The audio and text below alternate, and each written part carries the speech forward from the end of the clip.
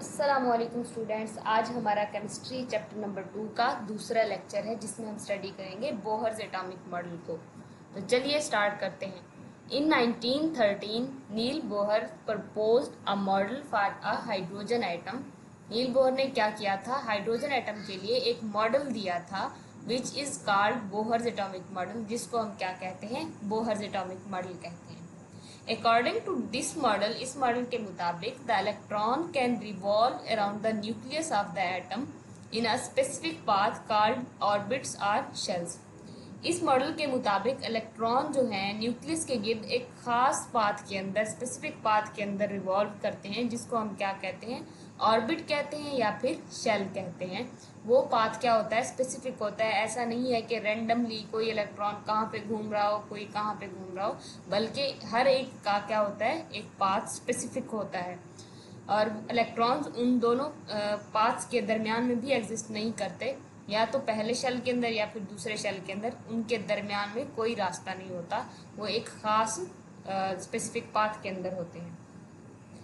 When the electron is revolving in one of these orbit, जब electron इनमें से किसी एक ऑर्बिट के अंदर रिवॉल्व कर रहा हो, इट्स एनर्जी इज फिक्स्ड। उसकी एनर्जी क्या होती है? फिक्स होती है। मतलब अपने ही दायरे के अंदर, अपने ही ऑर्बिट के अंदर रहते हुए उसकी एनर्जी क्या होगी? फिक्स होगी। जब वो किसी दूसरे ऑर्बिट के साथ अंदर जाएगा तो क्या होगा? उसकी एनर्जी में तब तब्दीली आएगी। नहीं तो हर एक जो ऑर्बिट होता है उसकी एनर्जी क्या होती है? फिक्स होती है। Also when the electron is present in the orbit which is closest to the nucleus, और ये भी कि जो इलेक्ट्रॉन न्यूक्लियस के करीब तरीन होगा उसकी एनर्जी क्या होगी? Its energy is minimum. उसकी एनर्जी मिनिमम होगी, सबसे कम होगी। And it is called the ground state of atom, और इस स्टेट को हम क्या कहेंगे? ग्राउंड स्टेट कहेंगे। The orbits that are further away from the nucleus, जो ऑर्बिट न्यूक्लियस से क्या होंगे? अवे होंगे, दूर होंगे। पोजेसेस सक्सेसिवली ग्रेटर एनर्जी, उनकी एनर्जी क्या होगी? बढ़ती चली जाएगी। फर्स्ट शेल की कम होगी, सेकंड की उससे ज़्यादा होगी, थर्ड की उससे ज़्यादा होगी, फोर्थ की उससे भी ज़्यादा होगी। इस तरह से अप टू सो ऑन। जैसे जैसे हम दूर जाते जाएंगे न्यूक्लियस से, एनर्जी क्या होगी? बढ़ती चली जाएगी। तो इलेक्ट्रॉन का रेडियस के साथ क्या हो गया? न्यूक्लियस उसके एटम के रेडियस के साथ क्या हो गया? एनर्जी का डायरेक्ट रिलेशन हो गया कि जितना ज़्यादा उसका रेडियस हुआ न्यूक्लियस से, जितना ज़्यादा डिस्टेंस हुआ, उसकी एनर्जी भी उतनी ज़्यादा हो गई। The electron is not allowed to occupy a space in between the orbits. Electron को ऑर्बिट्स के दरमियान भी किसी जगह में एग्जिस्ट करने की इजाज़त नहीं होती। वो क्या करेगा? एक खास पाथ के अंदर ही एग्जिस्ट करेगा, उनके दरमियान नहीं एग्जिस्ट कर सकता। Since electrons present in each shell has a fixed energy, जैसा कि इलेक्ट्रॉन एक खास शेल के अंदर उनकी एनर्जी फिक्स होती है, these shells are also named as energy level. इनको इसी वजह से एनर्जी लेवल्स भी कहा जा सकता है। तो मतलब क्या है? अगर कोई क्वेश्चन पूछे कि why orbits are called energy levels, तो इसका आंसर क्या बनेगा? Since electrons present in each shell has fixed energy. ये वाला सेंटेंस क्या होगा? इसका आंसर होगा कि क्योंकि उनकी एनर्जी फिक्स होती है, इसी वजह से उनको एनर्जी लेवल्स भी कहते हैं। The shell which is nearest to the nucleus is called first shell. जो शेल न्यूक्लियस के करीब तरीन होगा उसको हम क्या कहेंगे? फर्स्ट शेल कहेंगे। आर के शेल या फिर के शेल का नाम देंगे उसको। And the electron present in it has a fixed value of energy, और उसके अंदर जो इलेक्ट्रॉन्स पाए जाएंगे उनकी एनर्जी क्या होगी? फिक्स होगी। Similarly, the second shell will also be at a definite distance from the nucleus. दूसरा शेल क्या होगा? एक खास फासले पर होगा न्यूक्लियस से, which will of course be greater than the first shell, जिसका फासला फर्स्ट शेल से भी ज़्यादा होगा। And the electrons present in it will also possess greater value of energy, क्योंकि फासला ज़्यादा है तो एनर्जी भी क्या हो जाएगी? ज़्यादा हो जाएगी। Similarly, the electrons may also be present in the third or higher shells, या फिर तीसरे और उससे आगे फर्दर शेल्स में भी पाए जा सकते हैं। ये इलेक्ट्रॉनिक कॉन्फ़िगरेशन करने के बाद आपको समझ आएगा कि शेल्स की तादाद कैसे बढ़ती है या किस तरह से उसके अंदर इंक्रीज आता है उनके नंबर्स के अंदर। कि इलेक्ट्रॉन्स की तादाद बढ़ती जाती है तो शेल्स की तादाद भी बढ़ती चली जाती है, क्योंकि हर एक शेल की स्पेसिफिक कैपेसिटी होती है इलेक्ट्रॉन्स को कैरी करने की। Each shell is further sub divided into the sub shells और ऑर्बिटल्स। हर शेल जो है वो क्या है, मजीद डिवाइड हुआ है सब शेल्स के अंदर और या फिर ऑर्बिटल्स के अंदर। The number of sub shells present in a shell is equal to the value of n for that shell. उसकी जो सब शेल्स की तादाद है वो उसके नंबर पर डिपेंड कर रही है, शेल्स के नंबर पर। मतलब अगर फर्स्ट शेल है तो उसके अंदर सब शेल्स कितने होंगे, सब शेल भी एक ही होगा। अगर दूसरा शेल है, मतलब एन की तादाद 2 है, जिसका पहला शेल क्या था, के शेल था, दूसरा शेल क्या होगा, एल शेल। तो एन की तादाद क्या हो जाएगी, शेल्स कितने हुए, दूसरा हुआ, तो उसके अंदर ऑर्बिटल्स कितने होंगे, ऑर्बिटल भी 2 होंगे। अब अगर हम तीसरे शेल की बात करें तो नंबर ऑफ शेल्स कितने हुए, 3 हुए ना, तो उसके अंदर ऑर्बिटल्स कितने होंगे, ऑर्बिटल्स भी 3 ही होंगे। For example n is 1, it will therefore have only one subshell। क्योंकि n 1 है तो उसके अंदर जो सब शेल होंगे वो भी कितने होंगे, 1 होंगे। मतलब उसके अंदर जो ऑर्बिटल होगा वो भी एक ही होगा, which is called s subshell, जिसको हम क्या कहते हैं, s सबशेल कहते हैं। For n is equal to 2, जब n 2 है मतलब शेल दूसरा है, देयर विल बी 2 सब शेल्स। उसके अंदर सब शेल कितने होंगे, 2 होंगे। क्यों, क्योंकि शेल कितना है, शेल का नंबर कौन सा है, 2 है, उसके अंदर सब शेल्स भी उतने ही हैं। वही बात को एक्सप्लेन कर रहा है कि जितने शेल होंगे उतने ही सब शेल की तादाद होगी। The second shell will therefore have 2 sub sets of the sub shell. Second shell के अंदर कितने हुए, 2 सब शेल हुए। द थर्ड शेल हैज 3 सब शेल्स। थर्ड शेल के अंदर कितने होंगे, 3 होंगे, s, p and d. The fourth shell consist of the 4 sub shell. और जो फोर्थ शेल होगा उसके अंदर 4 सब शेल्स होंगे, कौन कौन से, s, p, d and f. According to the modern approach, the electrons are like charged clouds whose location around the nucleus cannot be predicted with 100% certainty। ये क्या है, इतना जल्दी से रिवॉल्व कर रहे होते हैं, इतना इनकी स्पीड होती है कि न्यूक्लियस के इर्द गिर्द जो भी है उसकी लोकेशन को आप एग्जैक्टली प्रेडिक्ट नहीं कर सकते, पता नहीं लगा सकते कि यहाँ पे इलेक्ट्रॉन है, यहाँ पे है या यहाँ पे है।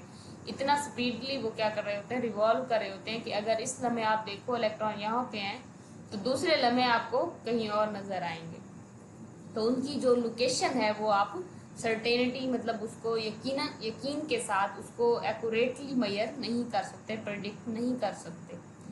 All we can say is that there is a certain probability of finding the electron at a certain probable distance from the nucleus।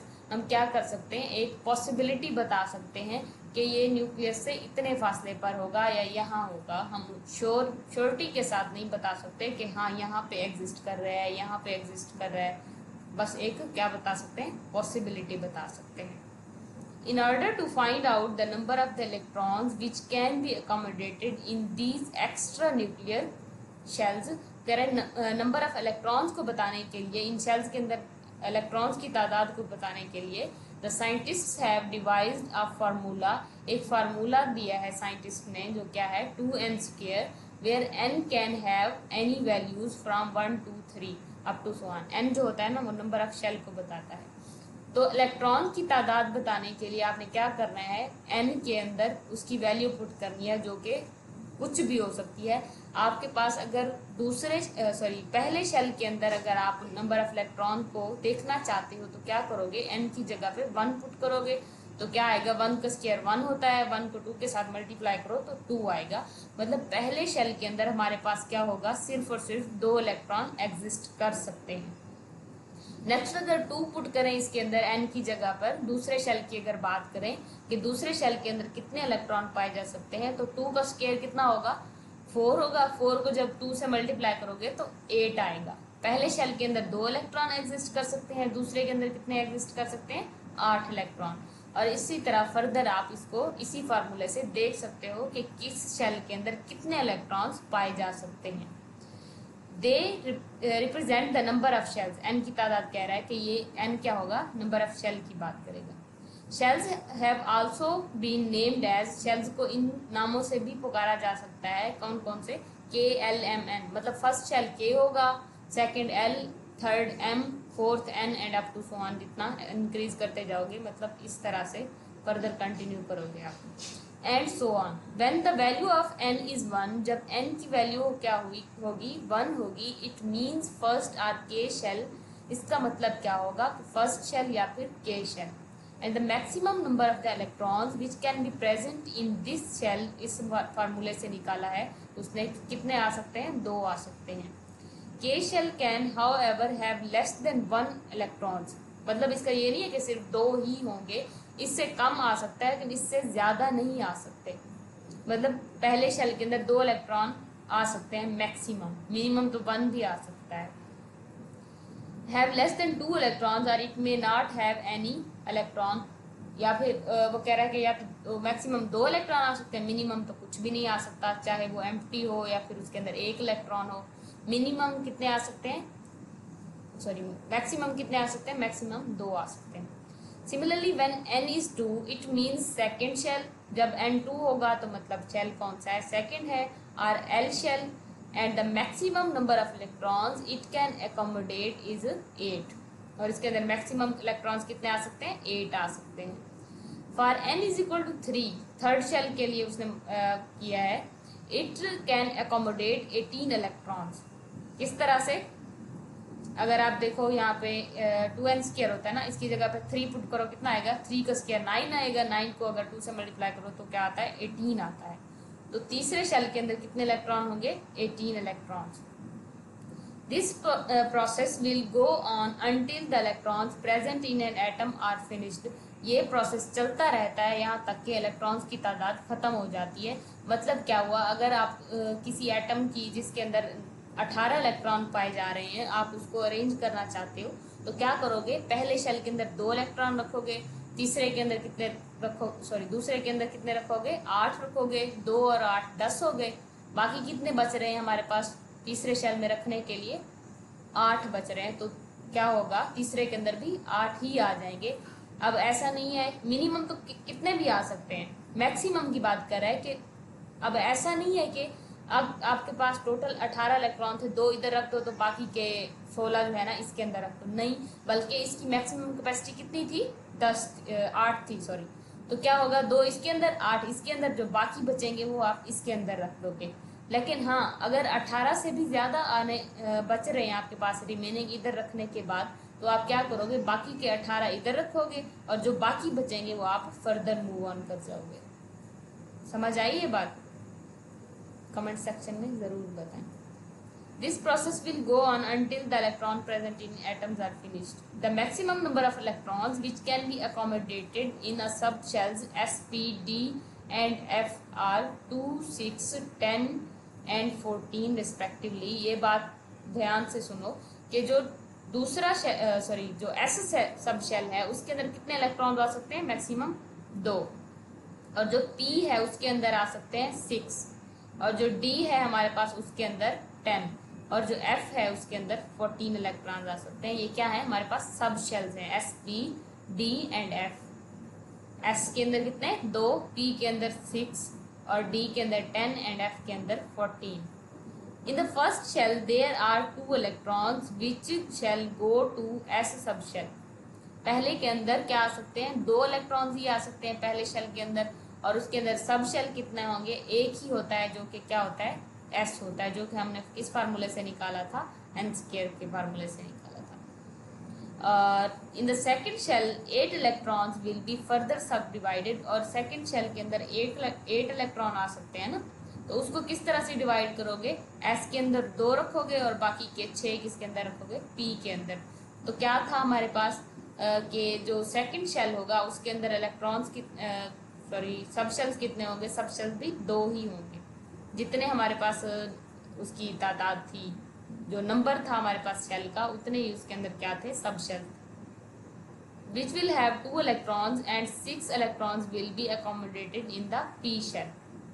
अगर हम इसको मद्देनजर रखते हुए थर्ड शेल के अंदर देखें तो थर्ड शेल का कौन सा नंबर है, 3 है, उसके अंदर ऑर्बिटल्स कितने आएंगे, वो भी कितने आएंगे, 3 आएंगे। कौन कौन से, एस, पी एंड डी। अब इनको अगर देखो, एस के अंदर 2 आ सकते हैं, पी के अंदर 6 आ सकते हैं, कितने हो गए, 8 हो गए, और डी के अंदर 10। ये देखो इस तरह से कि टोटल कितने हुए, 18 हो गए। और इसकी जो फर्दर डिवीजन है, सब डिवीजन, वो इस तरह से होगी कि 2 इस सब शेल के अंदर रखोगे, P6 इसके अंदर रखोगे और बकिया के 10 इसके अंदर रखोगे। ये भी क्या है, मैक्सिमम इतने आ सकते हैं, इससे कम भी इनके अंदर रख सकते हो। अब अगर कन्फ्यूजन हो रही है कि ऑर्बिटल और ऑर्बिट में क्या फ़र्क है, तो ऑर्बिट इसको कहते हैं, ये जो कॉमन पाथ है इसको हम ऑर्बिट कहते हैं।